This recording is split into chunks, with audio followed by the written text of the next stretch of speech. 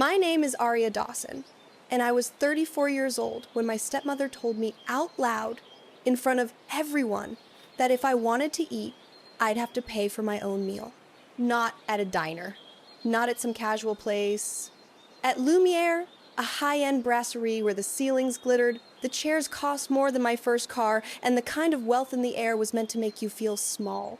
She slid a plain glass of tap water across the linen tablecloth. No ice, no lemon, just water. It stopped right in front of me. Across the table, her son Nash was already cutting into abalone, the scent rich and buttery, rising into the air like an insult. My father, Slate Dawson, nodded absently over his steak, as if this was all normal. As if I was, "Remember your role," he said quietly, not looking at me. Something hot surged up my spine, but I swallowed it. I met my stepmother Nora's eyes and smiled. "Noted," I said. One word. She had no idea that smile was the beginning of the end. 8 years earlier, after my mother died, the house in Peoria, Illinois, never really recovered. It smelled like damp wood and burnt coffee. The kind of quiet that pressed down on your chest. My father worked warehouse overtime and came home exhausted, grease under his nails, eyes sliding past me like I wasn't quite there. Bills arrived, stamped in red. The freezer held more ice than food. I learned how to stretch canned beans with ketchup before I turned 20. Then Nora arrived. Nora Bennett Dawson. A real estate agent with a smile that never changed and a voice sharp enough to cut glass. She moved in one weekend after a courthouse wedding I only discovered because she changed the mailbox label.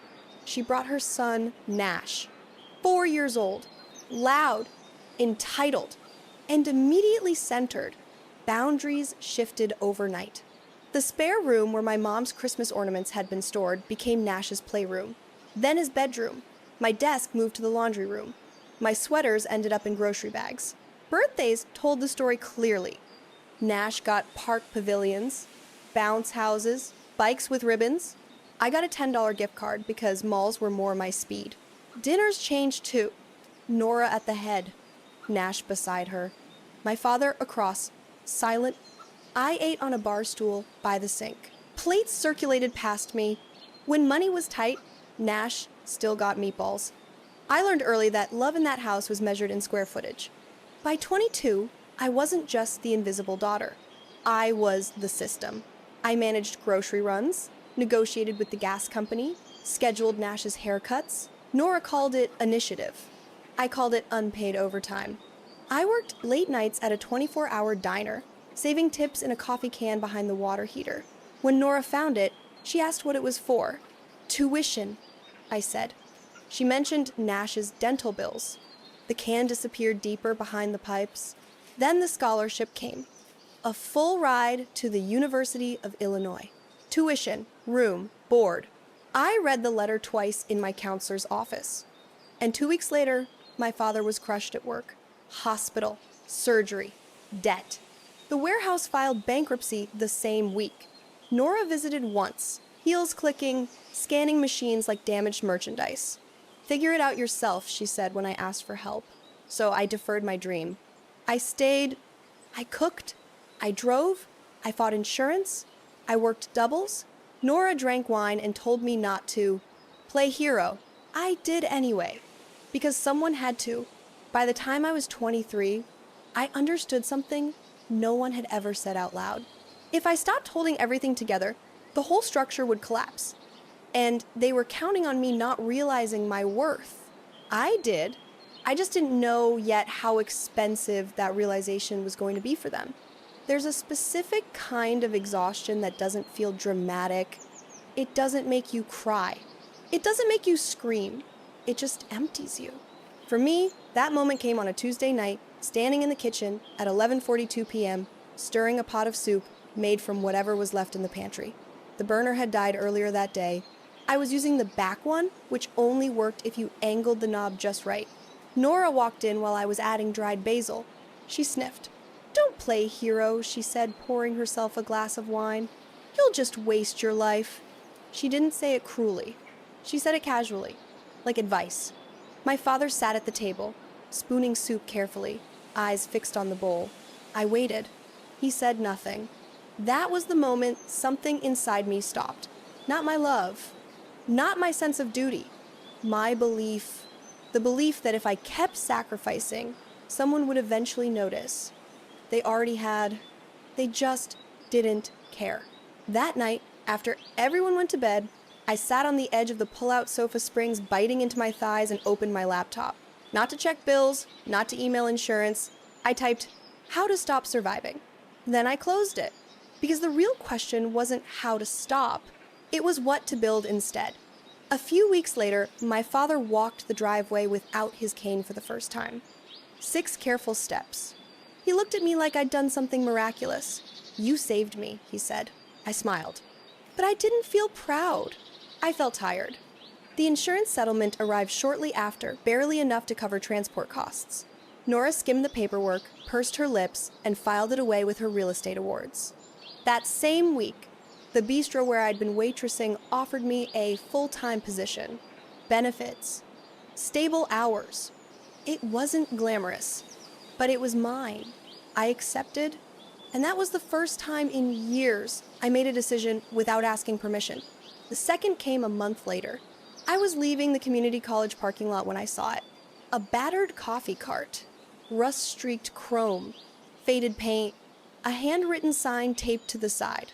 $2,000 runs great. I laughed, because $2,000 was exactly what I had.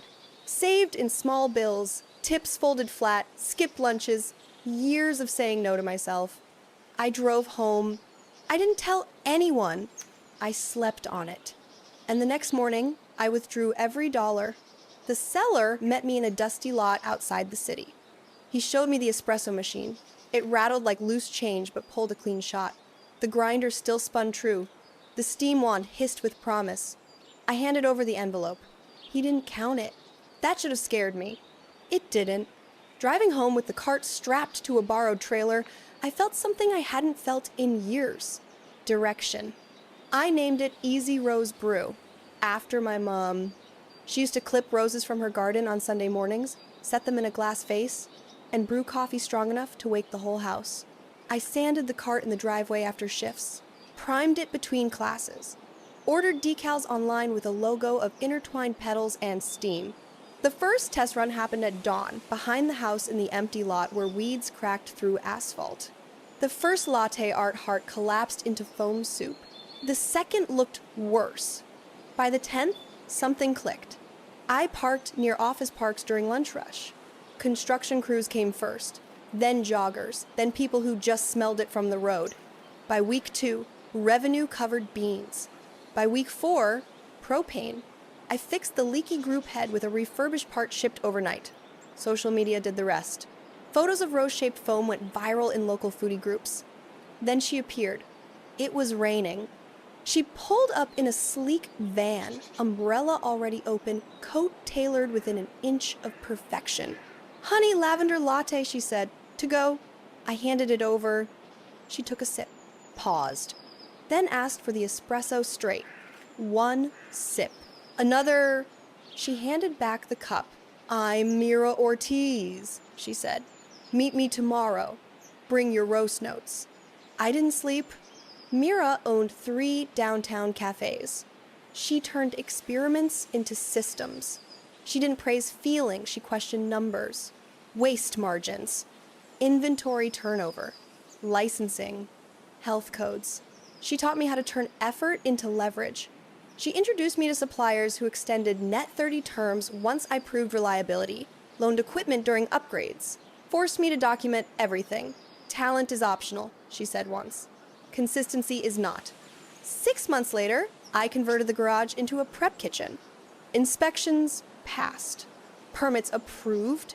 Lines formed before sunrise. The cart funded the lease for the first fixed location. Then the second. Then the third. I hired students from my old community college. Paid fair wages. Promoted from within. By year 4, annual revenue crossed 7 figures. I hired a general manager. And then quietly, anonymously, I bought something else. The brasserie. Lumière. The one Nora loved to brag about. I bought it through an LLC. No family names, no announcements. I didn't do it for revenge. I did it for closure. And I knew exactly when to reveal it. The invitation arrived on thick, cream-colored cardstock, embossed gold lettering, heavy enough to feel important in your hands. Nora's handwriting curled across the front like a command, not a request. Family celebration, 8 p.m. Lumiere. No question mark. No greeting, just expectation. I stared at it for a long time before placing it face down on the counter in my office. The timing was perfect. Not lucky. Calculated. I didn't arrive early. I arrived exactly on time. Black sheath dress. Clean lines. No jewelry except a simple watch. Hair pulled back. Not soft. Not severe. Neutral. Authority doesn't beg for attention. It assumes it. The valet greeted me by name. The host didn't ask if I had a reservation. She smiled and said, "Welcome back, Miss Dawson." That was the first crack in Nora's universe. They were already seated. Corner booth. Best view of the open kitchen. Nora always insisted on it, even before she knew who owned the place. She wore sequins too many. Loud. A dress that screamed, "Look at me!" Nash sat beside her in a navy blazer stitched with a Yale crest. The acceptance letter, thick, smug, leaned against the breadbasket like a centerpiece. My father sat opposite, posture stiff, tie too tight, eyes scanning the wine list as if memorizing vintages might delay something unnamed but inevitable. Nora spotted me first. Her smile stretched. There it was. The smile she used when she believed she was in control. "Arya," she said loudly, "you made it." I slid into the seat without apology. "Of course," I said. "You sounded so certain." She didn't catch it. She never did. Nora launched immediately. "Early decision.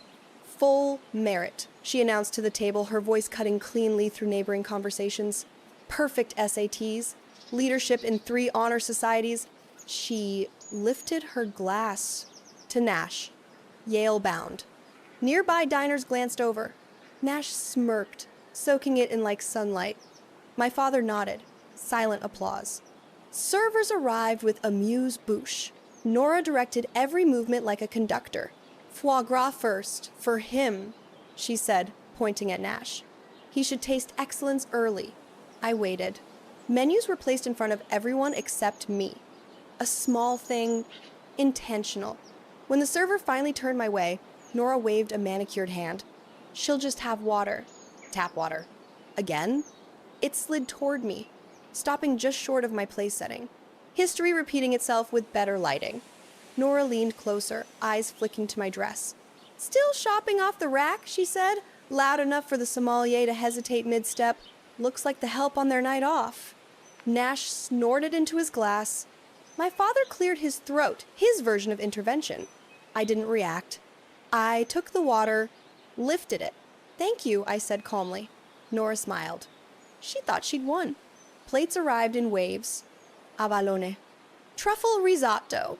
Wagyu, strip loin, sliced with reverence. Nash devoured his food, narrating campus tours between bites. Nora angled her phone for photos, Yale letter always in frame. My plate stayed empty. Dessert menus followed. "Order both," Nora told Nash. "Tonight deserves excess." She turned to me, eyes glittering. "If you want anything," she said sweetly, "you can cover your own. Independence and all." My father slid his platinum card halfway out of his wallet, then paused. He looked at me just once. That look, don't make this harder. I met it steadily. Then I nodded. The captain approached with the leather folder. Nora nudged it toward me with her nail. "You're half," she said, "since you're so self-sufficient." I picked up my phone, typed one line. "It's time." The reply came instantly. The captain returned. But he wasn't holding the check. He carried a gold-foiled folder. He stopped at the table. "Madam," he said to Nora, "there's a matter regarding payment." Nash's fork froze midair. My father frowned. The folder opened. Not a bill. Documents. The Lumiere seal stamped clean and unmistakable. "All charges tonight," the captain said, voice steady, "have been comped, courtesy of the proprietor." Silence spread outward like spilled wine. Nora blinked. Once. Twice. "That's not," she started. The kitchen doors opened. The head chef stepped out, crisp whites immaculate, eyes locking on me. He smiled. "Welcome back, Miss Dawson." Mira Ortiz followed him. Tailored midnight suit. Calm. Unhurried. The room noticed. She stopped at our table. Then she spoke, not loudly, but clearly enough to carry. "Welcome to the restaurant of Aria Dawson." The name landed like a verdict. Nora's champagne flute slipped from her fingers, shattering against the table edge. Bubbles spread across the linen. The Yale letter slid to the floor. My father gripped the table, knuckles white. I stood, slowly. Every eye in the room followed. I looked at Nora, at Nash, then at my father. "Who's the side character now?" I asked. No raised voice, no theatrics, just truth. Nora opened her mouth, closed it. No sound came out. The captain returned this time with the real check. "Downtown by Mayuan." Itemized. Exact. "Payment is required up front," he said politely, "for reservations no longer comped." Nora fumbled in her clutch, hands shaking. She produced her platinum card like a white flag. The machine beeped. Approved. Receipt printed. Staff gathered, not threatening, just present. Ready. I stepped closer, heels silent on marble. "Thank you for dining with us," I said. "Now leave." No emphasis needed. They stood. Nora, first sequins dull now, scraping against leather. Nash followed, Yale letter crushed in his fist. My father rose last. He didn't look at me. They walked out through parted whispers. The doors closed. The room breathed again. Service resumed. Mira raised a demi-tasse. "To earned power," she said quietly. I returned the toast. The booth was cleared. Linen replaced as if nothing had happened. But everything had. 2 weeks later, the article dropped, and Nora's life began to unravel in public. 2 weeks later, the article hit. Not a gossip blog, not social media speculation, the Sunday feature. The kind people clip and mail to relatives. The headline didn't name names. It didn't have to. Everyone recognized the scene. Lumiere, where dignity finally spoke. The writer described the corner booth, the sequin gown, the untouched water glass, and the moment power quietly changed hands. By noon, reservations were booked 8 months out. The website crashed twice. By evening, people were flying in from neighboring states just to sit where that dinner happened. What they didn't see was what followed after the lights dimmed. Nora's phone started ringing the next morning. Then it stopped. Developers quietly terminated advertising contracts. Clients transferred listings for personal reasons. Open houses were canceled for lack of interest. Her calendar, once packed, bled white. She called me. I didn't answer.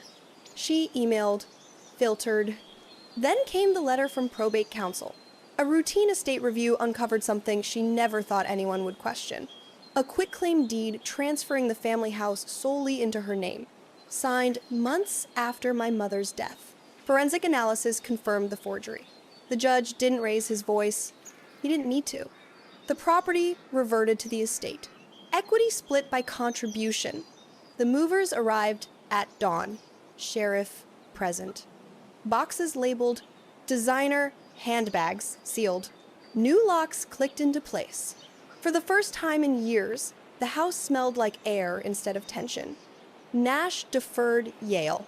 Family matters, his post read. Likes poured in.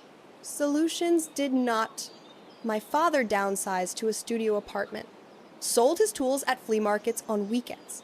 He never asked me for help. That was his pride. And his punishment, we haven't spoken since.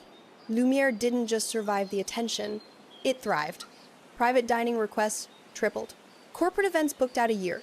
I funded scholarships, blind review only for first-generation culinary students, named after my mother. The garage became a mentorship space. The coffee cart, the original, sat restored in the corner, a reminder. Rose Brew expanded thoughtfully. No rush, no shortcuts. Every manager trained on the cart first. Every system documented. Every win earned. I hired a team so I could sleep again. I ate meals sitting down. I said no without apology. Peace isn't loud. It doesn't clap.